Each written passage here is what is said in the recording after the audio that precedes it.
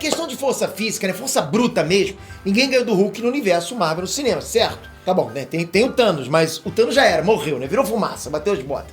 Chutou o balde. No geral, o Hulk ficou sendo o mais forte, ficou ele. Só que isso tá pra mudar quando sair o filme dos Eternos.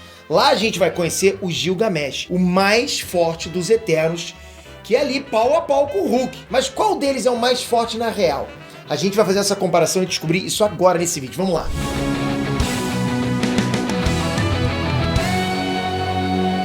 Ei, Nerd Trunks, Peter aqui. Gilgamesh é só um dos nomes desse cara, porque olha só, os Eternos são a primeira raça a habitar a Terra. Eles foram criados pelos Celestiais antes de existir a humanidade. A nossa humanidade, né, normalzinha, né, sem superpoder, sem nada. Então assim, esse membro dos Eternos já foi chamado de Gilgamesh, o herói Hércules, mas não aquele Hércules, né, que tem mesmo na Marvel, né? E ele também é muito conhecido como Esquecido.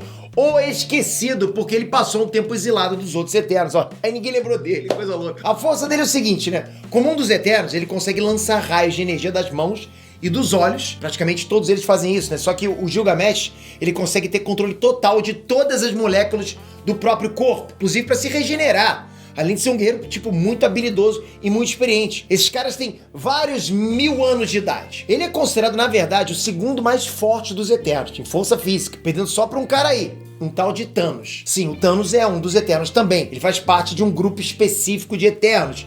Uma sub-raça ali, uma divisão, que são chamados Deviantes. Eles têm os mesmos poderes dos Eternos, só que eles têm uma aparência meio desfigurada, meio distorcida, né? E praticamente todos são maus. Os Deviantes são maus. Ao contrário dos Eternos, né, que são essencialmente bons. Então, Eternos bons, Deviantes maus. O Thanos é os dois, né? É bom e mal, só que ele é mais mal. Aí é claro que as duas raças, né? As duas divisões, os Eternos e os Deviantes, eles vivem tretando. Tretando pra caramba. E provavelmente a gente vai ver isso no filme dos Eternos também.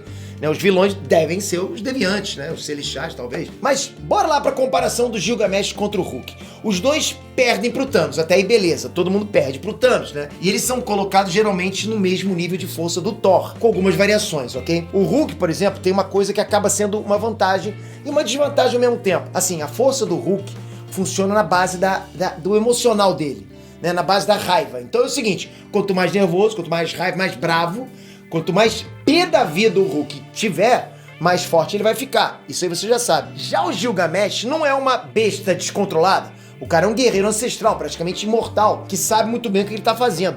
Então o jeito é o seguinte, se a gente imaginar uma luta entre os dois pra comparar, logo que a luta começa, logo que o Bruce Banner vira o Hulk, o Gilgamesh tem uma vantagem. Por causa da experiência dele, né, e da mente em si, porque assim, no começo da luta, o Hulk já tá completamente fora de si, totalmente insano, querendo descer porrada a qualquer custo, sem técnica nenhuma. O Hulkão mesmo, berserk, né? Então assim, sem nada, sem força bruta total, ele vai estar.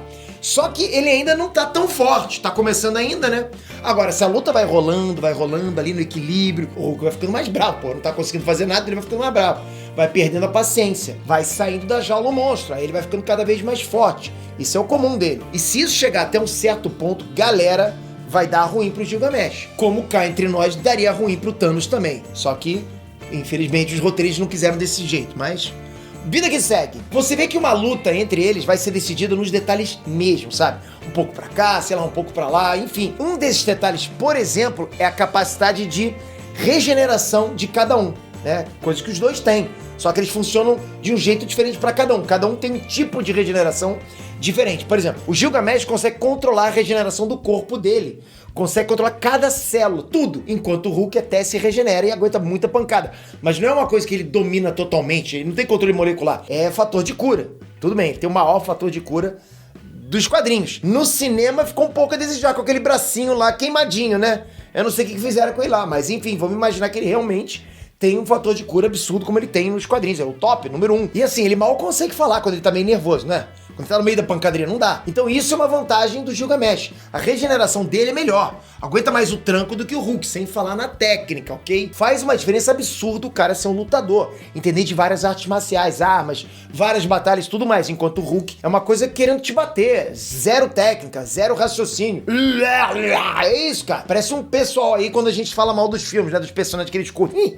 Agora, até aqui a gente falou do Hulk normal. O Verdão porradeiro, né? Aquele que dá um trabalho gigantesco lá quando aparece, porque não tem controle. Mas não esquece que no universo cinematográfico Marvel, o que a gente tem hoje é o Professor Hulk. Pode querer. Não é verdade? Você sabe, né, galera? Lá em Vingadores Ultimato, o Bruce Banner conseguiu se manter equilibrado, mesmo transformado em Hulk. Então ele continua com a aparência do Hulk, verde, gigante, só que com a mente do Bruce Banner. Então ele é aquele cara tranquilão, da paz, que tira selfie, né?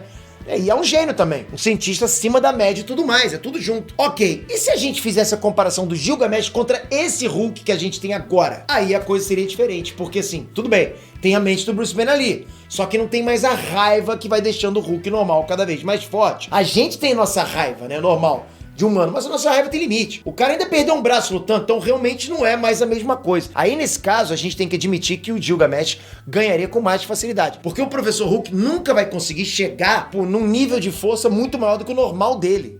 E esse normal dele, quase empatado com o Gilgamesh, ainda perde. Porque o cara é um guerreiro ancestral de milhares de anos, com todas as técnicas, né, e manhas de combate que o Hulk, mesmo forte, já não tinha. Né, ele era descontrolado. E o Bruce Banner tem menos ainda. O cara não é um Steve Rogers, né? Não é um soldado, um guerreiro. O cara é um cientista. Pô, pede pro teu dentista brigar pra você ser o seu segurança. Ele não vai conseguir, rapaz. Ele só sabe, né, tirar cara. Calma, não tô falando de você cientista, casca grossa, faixa preta. Tô falando da média, né? Mas olha só, se botar os dois pra disputar um teste de conhecimentos gerais, aí eu sou mais o Professor Hulk, hein, cara? Ou não, o Gilgamesh é mais velho que a humanidade. O cara deve saber coisa pra caramba. Galera, acho que vai ficar difícil pro Hulk de qualquer jeito, né? Ou você acha que o Hulk é invencível? Será que se juntasse os dois, né? Dava pra pegar o Thanos na porrada? Ali, assim, tipo na saída do recreio, né? Te pego lá fora. Né? Tá ansioso pro filme dos Eternos? O que vai ser? O que vai rolar nesse filme aí? Deixa nos comentários, comentem. E não esquece, estou no Instagram, esperando vocês com o seu comentário, o seu direct e a sua teoria. Vamos trazer pra cá, hein, rapaz? Tô esperando você lá, o link tá na descrição. Não esquece, deixa like nesse vídeo aqui, se já ia esquecer. E se inscreve. O que adianta? Você... Não é possível, rapaz! Pô, se inscreve, faça isso pelo Tio Play. Tamo junto sempre. Até a próxima, galera. Você é fera, hein? Até a próxima, galera. Fui!